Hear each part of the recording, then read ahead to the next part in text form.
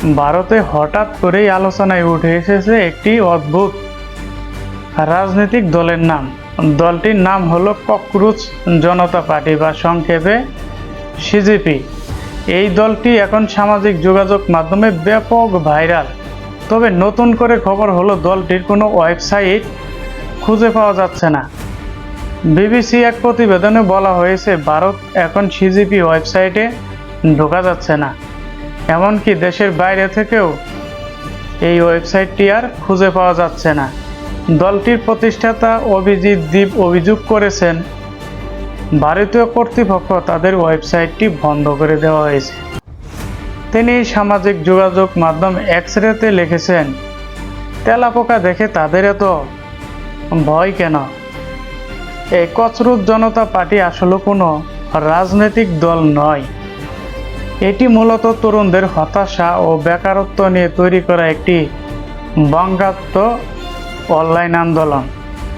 দলটির নাম রাখা হয়েছে মজার ছলে, কারণ এটি ভারতের ক্ষমতাসীন দল বিজেপির নামের বঙ্গান্তরূপ। ঘটনা শুরু হয় ভারতের বিচারপতির এক মন্তব্যকে কেন্দ্র করে।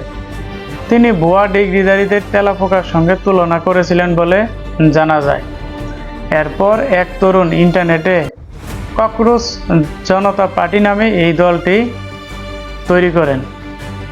এই দলটি কয়েকদিনের মধ্যেই জনপ্রিয়তা হয়ে যায় আকাশচুম্বী। ইনস্টাগ্রামে দলটির অনুসারী প্রায় 2 কোটিরও বেশি, যা ভারতের অনেক বড় বড় রাজনৈতিক দল থেকেও অনেক বেশি। দলটি নিজেদের অলস ও বেকারত্ব তরুণদের কণ্ঠস্বর বলে পরিচয় দেয়।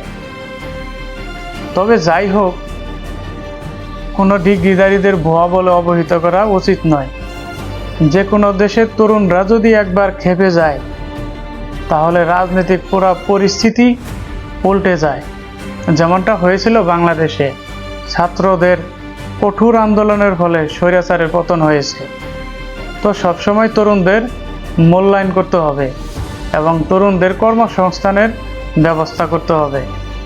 2026 সাল, এটি মূলত এআইয়ের যুগ। এআইয়ের যুগে কি করা যায় তরুণদের নিয়ে, এটা প্রত্যেকটি দেশের সরকারের ভাবা উচিত। এই ছিল আজকের সংক্ষিপ্ত আপডেট। পরবর্তী আপডেট পেতে আমাদের সাথে থাকুন।